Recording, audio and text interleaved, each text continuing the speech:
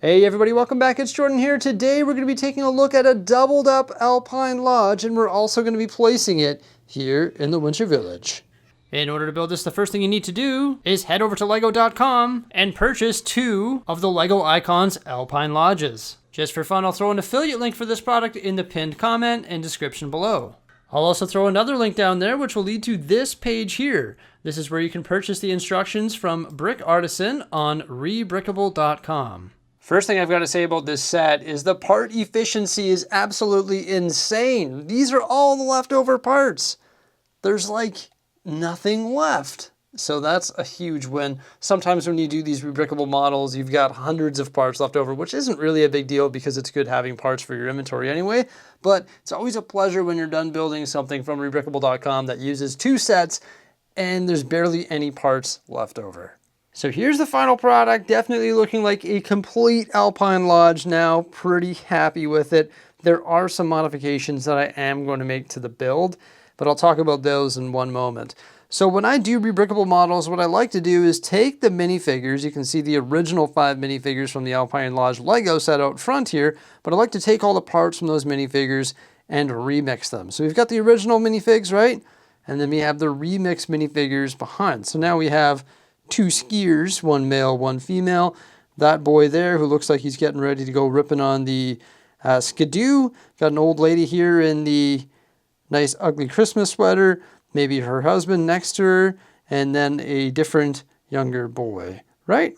So it's pretty cool. You're able to use those minifig parts and remix them to create different minifigs for your Lego city, or in this case, Winter Village. So it's funny because if you've built the original Alpine Lodge, and then you take it apart like I did to build the extra large Alpine Lodge with the complete back, you start to realize that this thing is like pretty much the exact same, but just double-sided. Like when you have a look at the chimney and the snow-covered roof and the details right here and the Christmas decorations, right? And the birdhouse with the red bird and the balcony and the squirrel, and the shutters on either side of the windows, and the green door, and all the rock work. And then you look at the original one, you're like, wow, it pretty much is exactly the same. Which is good because that's what this is supposed to be. It's supposed to be a doubled up Alpine Lodge. So I wouldn't want to take all the pieces from the 2 sets and build something completely different. You want to try and keep it close to the original, right? Because then it sort of feels like the original Lego set. And I think Brick Artisan has done a great job of keeping to the original and also doubling its size and completing the back. In addition to the 2 sets, you're supposed to build this on a 32 by 32 base plate. Clearly mine is a bit strange. I built it on a 48 by 48 plate because that's going to work best for my Winter Village. So it's like in the corner of it. Just going to work the best for layout. But you know what? If I wanted to, I could just peel these off and it could be sitting on plate, which would be sort of strange. Now, this is sort of weird, right? You look at it from this side, and you're like, okay, I see what's going on there. You've got some nice log cabin style. You've got the green door going out to the balcony or patio, the green door going inside, the shutters on the windows, the nice chimney, the little tree right here with the outhouse, which is pretty much, well, it is the exact same as the originals. Then you have another side, and then you rotate it, and you're like, oh, well, it looks identical on this side. You've got the same sign, the same Christmas tree with the lights built with the cheese slopes and wedge plates. And then you've got the same snow-covered tree, the log right there with the wood cache, and this guy, or somebody could split wood with the axe that's mounted to the wall, the same squirrel, the same chimney. So it's funny how like when you rotate this thing, it's like, oh, it's like symmetrical.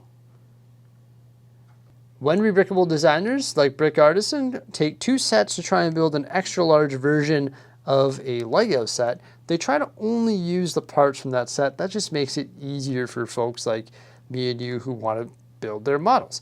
Because then you don't need to draw parts from your own inventory. You don't need to order parts from Bricklink, which takes longer time than going to the Lego store and buying 2 of these. So with that said, of course, designers run into what we call part constraints. So when judging these models, you always have to take into account part constraints. And that brings me to the first part of the model that I'm not really a huge fan of. And you can probably see it here as I rotate the model around. There's actually two different things. And I hope to fix it in this video as well. So there's the plate work on the roof section right here. There's a white plate, there's a light gray plate, then there's a brown plate, and there's dark orange. So it's always changing. Not really a huge fan of that. Also, I'm not a huge fan of the way this roof sits on top, because it actually has 2 layers of plate, and that sits on top of a tile, which is on the second floor, like sort of capping it off. And you can see those tiles which are changing color. And the changing color of the plates and the changing color of the tiles and that gap between the log cabin and the roof, just not a huge fan of that at all. And I believe that there is a way to fix it.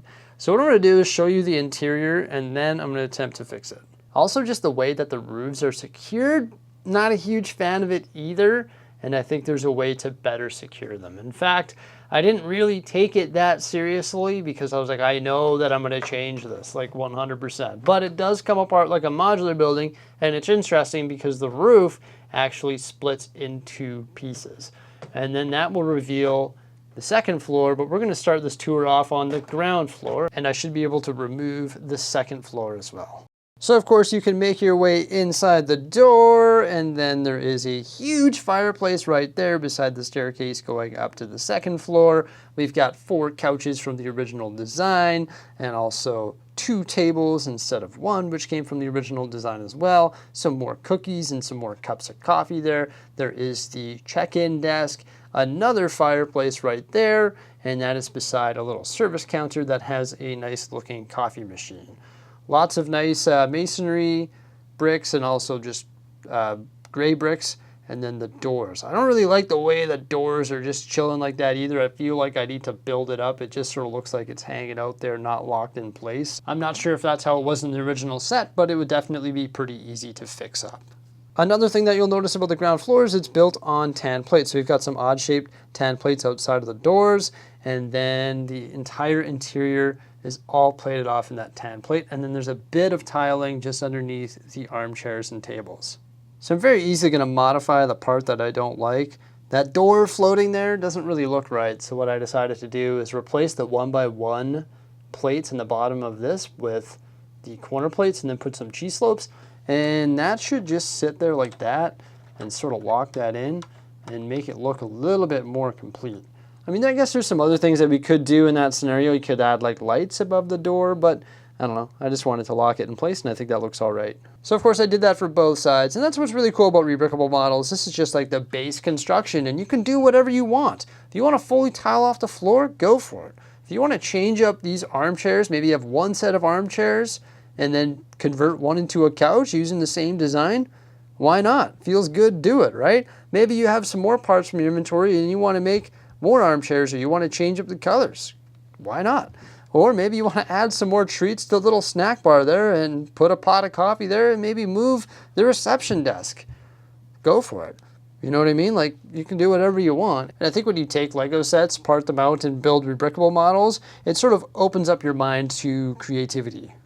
So there's the fireplaces on either side of the ground floor. The light bricks that light those up are found on the second floor. So the issue is you can't see those fireplaces lit up because they're covered by the second floor.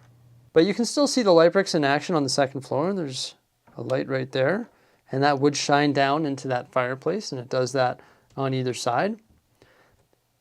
But that's why it's nice to have an open back sometimes, because you can hit the light brick and see the fireplace. We will never see that fireplace lit up because now it's sort of concealed by the second floor, right? So this is the second floor. We've got that bed there, the door going out to the patio, and that's the same on either side. And then there's matching paintings and matching cabinets on either side. That's just the sticker elements there. This model does use all of the sticker elements from the second set. And then there's an area rug in the middle. There is a part constraint right here. You can see that that is not the right color. Rather than being dark orange, it is tan. But yeah, then there's the stairs going up to the 3rd floor. Pretty nice here. I mean, if you were just renting this place with your family, right? Maybe the parents sleep there, and then the 2 kids sleep there. So it's more of like a lodge that a single family would rent, I would think. So the staircase from the second floor pops up right there into the roof, where we have some Christmas decorations, a little side table with a candle, a little area rug there, a present, and then another sticker element with like the little journal and the pen right beside it. And then the other half of the roof, which is right here, just has two little beds and also another one of those little side tables with the candles. In addition to the extra large Alpine Lodge, Brick Artisan also created an extra large skating rink. So we actually isolated the parts from both skating rinks and then combined them both into one large skating rink. So you have 2 snow-covered trees, 2 docks, 2 skate rental areas, 6 of the 1x6x5 opal panels, and then all of the wedge plates and curved slopes and everything to create the snow detailing and also the slopes on the side. And then of course all the snot bricks underneath which hold all of those pieces together. So I think it's pretty neat how in addition to the larger Alpine Lodge, we also get a larger skating rink. Just sort of makes sense. And now I'm going to take the time to try and modify the roof and improve the look of it because I'm not a huge fan of that gap and the mismatched colored plates. Here's what the plate work looks like on the underside of the roofs before and after. So what I decided to do is change all of the plate colors to dark orange. So now they all match. And then I also reduced them to 1 stud wide. I know it's not going to provide as much support as before, but it's going to sit flush with the rest of the cabin now. Because this tile that caps the second floor is going to sit in this track around the perimeter of both sections of the roof. It's just going to look so much better. I also changed up some of the base layer of plate because it was like tan and light gray and it didn't really look good. So now it's all swapped up for dark orange and I just think that matches the log cabin vibe of the second floor, right? Just sort of sits flush and makes it look a little bit more complete. And I realized like Brick Artisan couldn't do that because once again, he was working with the parts that were in this set, but I have a huge parts inventory and I was able to round up enough plates to make that change and I'm pretty happy with it. Let's go place it in the Winter Village. Before I started building the extra large Alpine Lodge today, of course, I was shuffling things around in the Winter Village and came up with a modified layout to what it was the last time you saw it. I'm always changing things up, just trying to make it look better, right? So I had the gingerbread house over by the Alpine Lodge, and I thought I was going to put the Alpine Lodge in front of it. And then I soon realized it's just too like clustered over there. It's not going to look too good. So I decided to put the gingerbread house on the base of Santa Claus's mountain. And then I moved Hogsmeade, which used to be where the gingerbread house is, right there. I also removed this Christmas tree because I'm not too sure where that Christmas tree is going to go. Some people have been saying that maybe it should go on the base of the ski slope, and I sort of agree with that. Another change that I made to Hogsmeade is I actually squared off the plates, and then I removed the overhang so that they can actually sit closer together. The things I do to gain 2 studs of space, right? But I just want the buildings to be closer together just so it looks more like a street. I still need to work on closing the backs of those, but I did start working on my next back that I'm going to close, and that's actually this one right here. It's over on my desk, the Nougat building. So yeah, working on that there. Just going to extend the music store. That's going to look pretty cool. And then we created this one the other day, and this one here is currently being constructed, so make sure you stay tuned for that. And also, I have decided that Santa Claus is going to have a gondola that goes to the top of his mountain, and there's going to be some pretty cool stories up there, like pictures with Santa, right? Yeah, I think that'll be pretty sweet. Yeah, so the downtown, or the Holiday Main Street, is looking pretty cool beside the fire brigade. And then of course we have the Alpine Lodge, which is huge. You can see what I mean. If I had this shifted forward like the original plan was, and I had the gingerbread house behind it, you wouldn't really see the gingerbread house, and it'd be a little bit too like claustrophobic in that area. With this layout, we get the long street back, and then I still have some space in front of the Alpine Lodge for like a path or a trail going over here.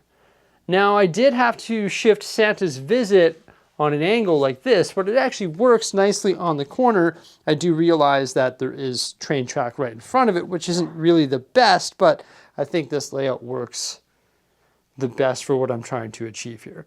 I actually was playing around with a completely new layout as well. That's why you can see some of my IKEA boxes scattered around, because I was like, oh, maybe what I should do is put a row of IKEA boxes along the back and then have a tier of buildings above and then a tier of buildings below and scrap the road altogether. I was playing around with that. That would look pretty cool, but then I have to come up with a whole bunch of more buildings, and I don't know how I would integrate the fire station, and things just weren't looking the best because I only have 15 inches of room here, right? Depth-wise, not a whole lot of space. What I could do is buy another cabinet or just extend my cabinet out and just fill this in for the holiday season and build a massive winter village. So rather than having this 15 inches, I could make it 30 inches deep, and then I could get away with multi-layering it. But I don't think I have enough components at this time, and I don't think I have enough time to do that correctly. But maybe I could do that. But the problem is I also wouldn't be able to walk around, and then I also wouldn't be able to see the stuff on the bottom shelves, which is fine. But I'm trying to live within my means right now, and then next year we'll sort of go from there. Get some big exciting things happening next year.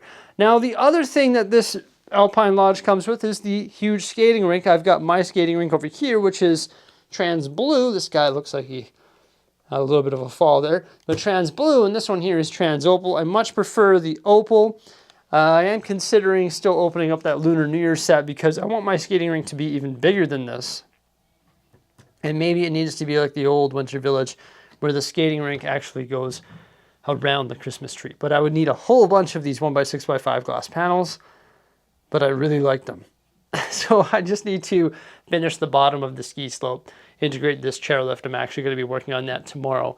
And then I can sort of figure out where this skating rink is going to go, where the Christmas tree is going to go, and finalize the position of the winter chalet. But I think I'm finally sold on this layout. I think that's looking pretty good. And when we get the stories and minifigures and skidoos and everything put in there, it's going to look pretty sweet. Also deck out Santa Claus's mountain. Yeah, so it's coming along. I'm really happy that I was able to get this done. My final thoughts on it are that Brick Artisan did a fantastic job taking two sets, pretty much using all of the parts to create a pretty awesome looking doubled up, completed back version of the Alpine Lodge. It is symmetrical, so it's sort of weird, but I like it. Why is this chimney coming out further than that one? Oh, I just realized that I made a mistake. Maybe one of those 2x2 circular bricks was supposed to go in there. I guarantee it was, so I should probably fix that. Let me see here. Yeah, this is not a spare part. I should have known. There we go, much better. So yeah, I think this is a pretty cool way to double up the Alpine Lodge. You know, it's $200 US plus the instructions, but it's pretty much like a modular building, right? And then you also have all of the minifigures as well. I'm not sure about this details on the exterior. For example, I don't think there needs to be another outhouse right there. That outhouse could probably be moved like up on the top of my ski hill or something like that. I don't think the firemen want to come out their door and be next to the outhouse. So I could probably change that up. Same with that Christmas tree, maybe extract that detail. It's sort of weird how it's symmetrical, but I think it does a great job of doubling up this set. Plus you get, once again, all the minifigures and the larger skating rink, and it just looks super cool in the Winter Village. Everybody, thank you so much for coming on by. Please remember to like, subscribe, and stay tuned for some more great stuff, and have yourselves a fantastic day. Farewell.